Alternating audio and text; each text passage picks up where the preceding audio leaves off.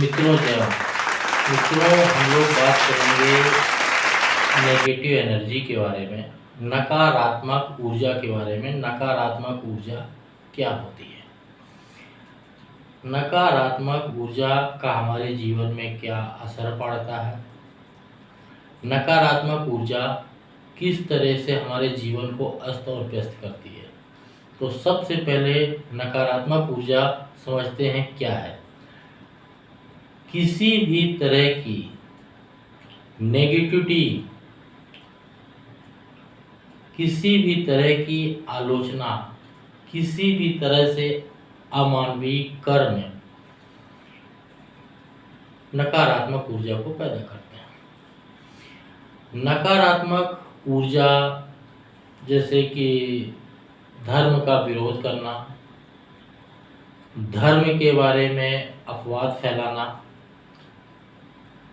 भगवान के बारे में, धर्म के बारे में अभद्र टिप्पणी करना,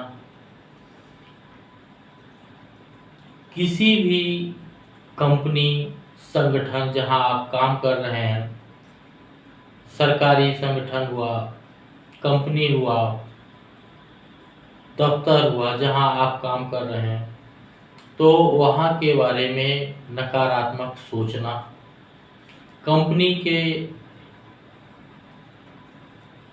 अनहित की बातें करना, कंपनी के मालिकों के लिए अपशब्द उगलना, कंपनी के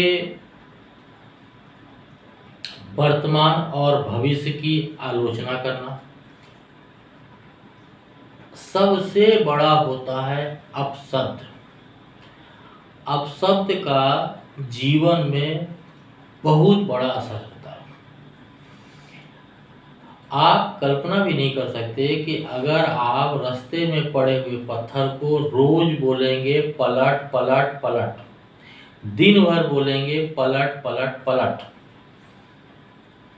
एक दिन ऐसा आएगा कि आप कल्पना भी नहीं कर सकते कि वो पत्थर अपनी जगह से पलट जाए।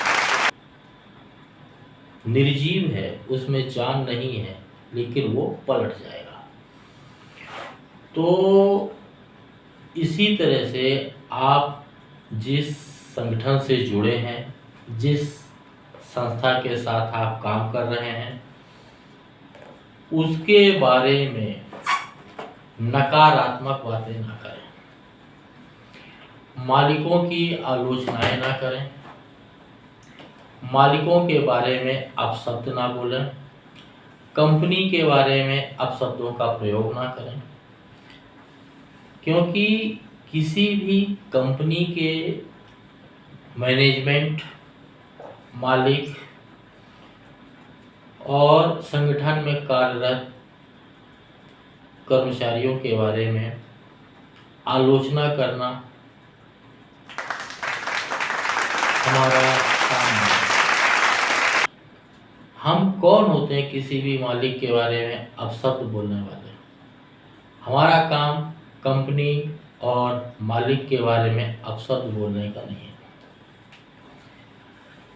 कभी भी जीवन में आप जिस मालिक की रोटी खाते हैं, जिस मालिक के दिए पैसे से आपका परिवार चलता है, आपके बच्चों की परवरिश हो रही है, आपका घर परिवार उसका दिया हुआ पैसे से, अनाज से भरण पोषण करता है, तो आपको उनके बारे में कोई भी अपशब्द कहने का अधिकार नहीं है। आपको पसंद नहीं, आप जा सकते हैं, आप आए अपनी मर्जी से, आपको पसंद नहीं है, आप अपनी मर्जी से जा सकते हैं, लेकिन आपको एक पैसे का अधिकार नहीं है किसी भी मालिक और संगठन के बारे में अपशब्द प्रयोग करने। आप कौन होते हैं किसी के बारे में वर्तमान भविष्य के लिए निर्णय देने वाले? आप कौन होते हैं? जिसकी रोटी आदमी खा रहा है, कम से कम थोड़ी तो शर्म होनी चाहिए।